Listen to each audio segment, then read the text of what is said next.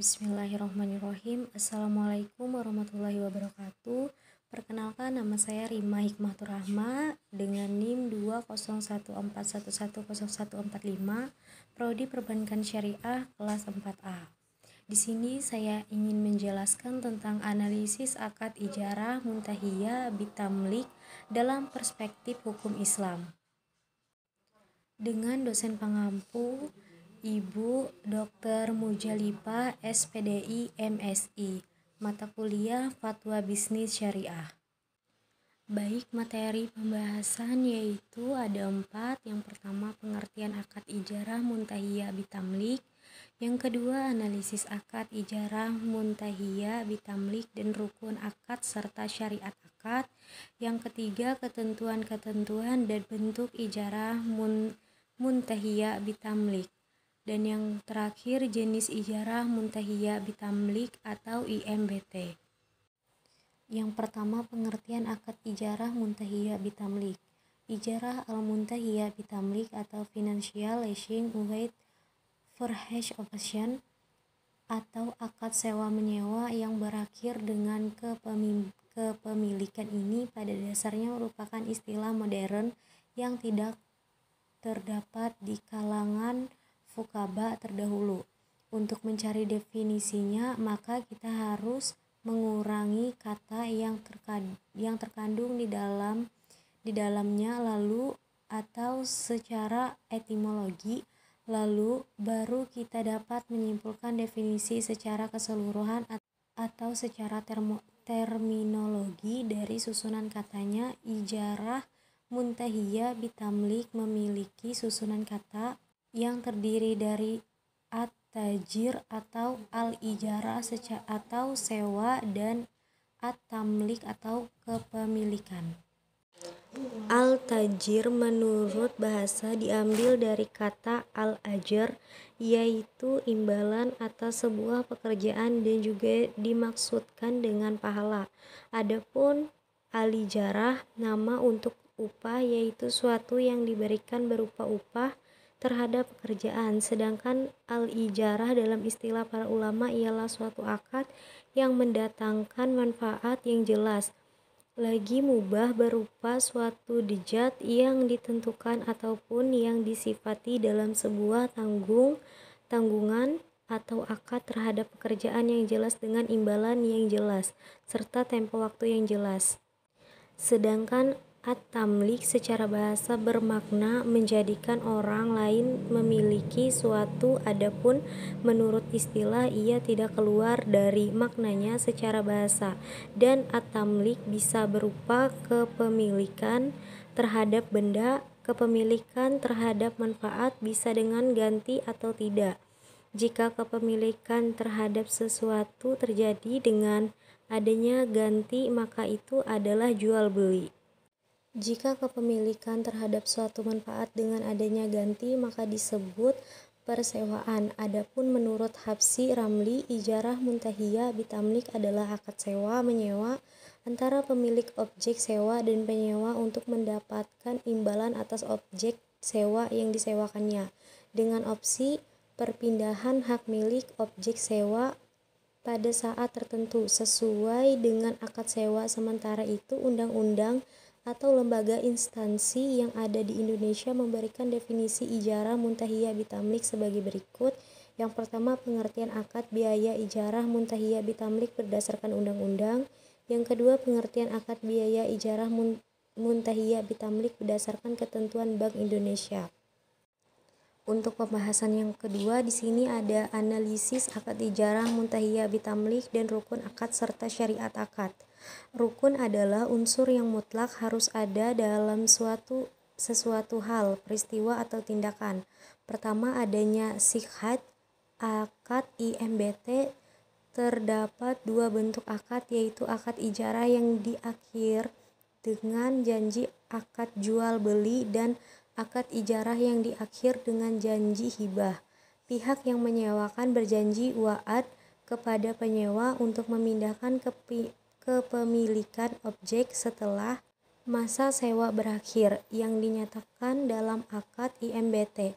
Karenanya dalam akad IMBT terdapat dua akad yang berbeda, yaitu akad ijarah dan pada akhir masa ijarah dibuat suatu akad pengalihan hak atas barang yang disewakan sehingga ijab dan qabul antara bank syariah dan nasabah dapat diketahui dengan jelas cara pemindahan kepemilikan objek pada awal kesepakatan kedua.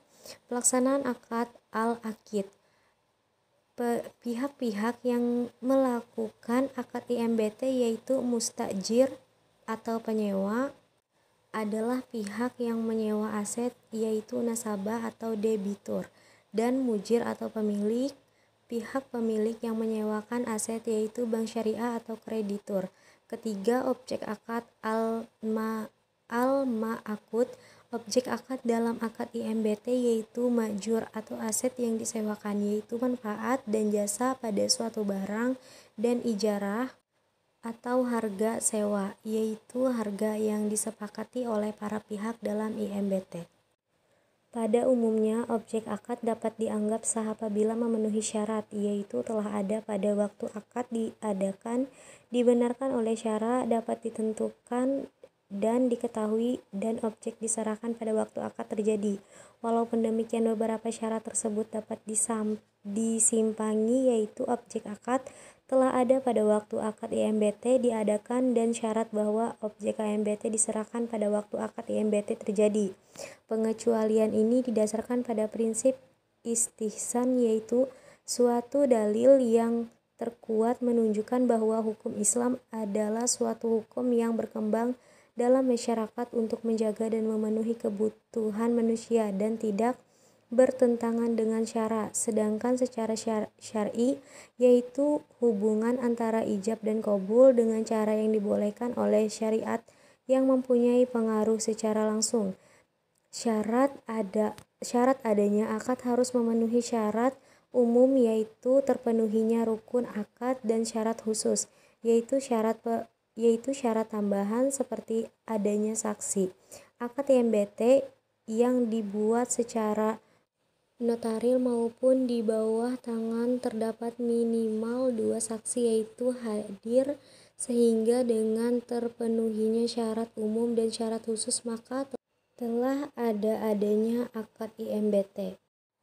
Syarat sahnya akad adalah tidak terdapatnya 5 hal perusak sahnya akad, yaitu ketidakjelasan jenis yang menyebabkan pertengkaran, adanya paksaan, membatasi kepemilikan terhadap suatu barang, terdapat unsur tipuan, terdapat bahaya dalam pelaksanaan akad. Agar terhindar dari 5 hal perusak akad IMBT diatur dalam Fatwa DSN nomor 27 DSN MUI 3/2002 tentang Al-Ijrah Al-Muntahiyah bi Al-Tamlik PBI nomor 7/46 PBI 2005 dan Kompilasi Hukum Ekonomi Syariah atau KHES. Syarat berlakunya akad. Untuk kelangsungan akad diperlukan 2 syarat: adanya kepemilikan atau kekuasaan, dan di dalam objek akad tidak ada hak orang lain. Bank syariah merupakan pemilik objek akad IMBT sebagai pihak yang menyewakan barang kepada nasabah. Baik bank syariah dan nasabah merupakan orang yang mampu melaksanakan akad IMBT, yaitu cakap dalam perbuatan hukum. Pembahasan yang ketiga yaitu ketentuan-ketentuan dan bentuk ijarah muntahiyah bitamlik. Bentuk-bentuk ijarah muntahiyah bitamlik dibagi menjadi 5, diantaranya adalah: yang pertama, akad ijarah yang sejak awal akad memang dimaksudkan untuk memindahkan kepemilikan barang sewa kepada pihak penyewa. Penyewa menyewa suatu barang dengan membayar sewa secara angsur dalam kurun waktu tertentu dengan jumlah tertentu. Kemudian pada saat angsuran terakhir, barang sewaan berpindah kepemilikan kepada pihak penyewa. Dalam hal ini tidak ada akad baru untuk memindahkan hak barang tersebut setelah angsuran sewa lunas.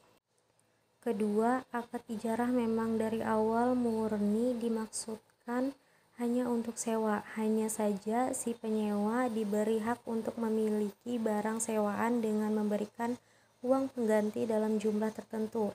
Dalam hal ini Tidak ada perjanjian yang mengikat di antara keduanya untuk memindahkan hak barang dengan cara jual beli, karena akad yang dibuat adalah akad sewa murni. Misalnya, Ahmad menyewa suatu unit sepeda motor kepada Anwar selama 10 bulan, angsuran setiap bulan sebesar 2 juta. 3. Akad ijarah yang dimaksud untuk sewa suatu barang. Pada saat akad pihak penyewaan dan pembeli sewa membuat perjanjian yang mengikat untuk melakukan akad jual beli batang objek sewa. Pemberi sewa akan menjual barang yang disewa kepada penyewa dengan sejumlah harga tertentu setelah angsuran sewa lunas. Misalnya, Akbar menyewa satu unit laptop kepada Jaki selama 10 bulan dengan pembayaran setiap bulan sebesar 500.000. 4. Akad ijarah dimaksudkan untuk sewa suatu barang pada saat akad pihak penyewa dan pemberi sewa membuat perjanjian yang mengikat untuk melakukan hibah barang objek sewa. Pemberi sewa akan mengibahkan barang yang disewa kepada penyewa. Misalnya, Andri menyewakan suatu unit handphone kepada Reja selama 6 bulan dengan pembayaran setiap bulan sebesar 250.000. Kelima, akad ijarah dimaksudkan untuk sewa suatu barang dalam jangka tertentu dengan pembayaran dalam jumlah tertentu. Pada saat akad pihak penyewa dan pemberi sewa membuat perjanjian yang mengikat untuk memberikan hak 3 opsi kepada pihak penyewa. Opsi pertama, pihak penyewa menjadi pemilik dengan pembayaran sejumlah uang yang telah diangsurkan bersama dengan angsuran uang sewa. Selanjutnya, pembahasan yang terakhir yaitu keempat, jenis ijarah muntahiyah bitamlik atau IMBT. IMBT melalui hibah atau hadiah di akhir masa sewa dengan memperhitungkan harga aset dan nilai total sewa dalam jangka waktu tertentu. A. Alternatif. Melalui hibah ini diambil bila kemampuan finansial penyewa untuk membayar sewa relatif lebih besar sehingga akumulasi sewa di akhir periode sudah mencukupi untuk menutupi harga beli barang dan margin laba yang diharapkan bank. Dengan demikian, bank dapat berjanji atau janji bermakna kontrak sehingga janji hibah tersebut bersifat mengikat, harus dilaksanakan. B. Dengan demikian, kepemilikan berpindah secara otomatis tanpa membuat kontrak baru sebagaimana dalam fatwa DSN MUI dan Tulusan Adiwarman juga atau jelas tanpa pembayaran tambahan di luar angsuran terakhir. C. Dalam IMBT kini klausul akad dapat diformulasikan sebagai berikut. Jika penyewa atau pihak kedua telah menyelesaikan pembayaran angsuran terakhir sewa aset tersebut, maka pihak pertama atau muajir menghibahkan aset tersebut kepada pihak kedua atau penyewa. D. Hibah ini bersifat mu'alaq terhadap masa mustakbal atau akan datang. Hukumnya boleh menurun ketentuan fikih Islam. Demikian pula mu'alaq atau ta'alluq dalam waktu dalam jual beli. Misalnya, jika Anda telah menyelesaikan cicilan sewa pada masa tertentu, maka saya menjual barang ini kepada Anda. Praktik dibenarkan menurut Ibnu Taimiyah dan Ilmu Qayyim. Mengenai sewa atau biasa disebut ijarah dalam transaksi sewa menyewa, bank pada umumnya menggunakan akad ijarah dan ijarah muntahiyah bitamlik. Perbedaan skema antara ijarah dan ijarah muntahiyah bitamlik adalah dalam perjanjian di akhir akad. Pada ijarah muntahiyah bitamlik, akadnya disertai dengan janji kepemilikan saat akad berakhir, sedangkan ijarah hanya dilakukan pemindahan manfaat saja. Baik, mungkin itu saja yang dapat saya sampaikan. Kurang dan lebihnya saya mohon maaf. Sekian. Wassalamualaikum warahmatullahi wabarakatuh.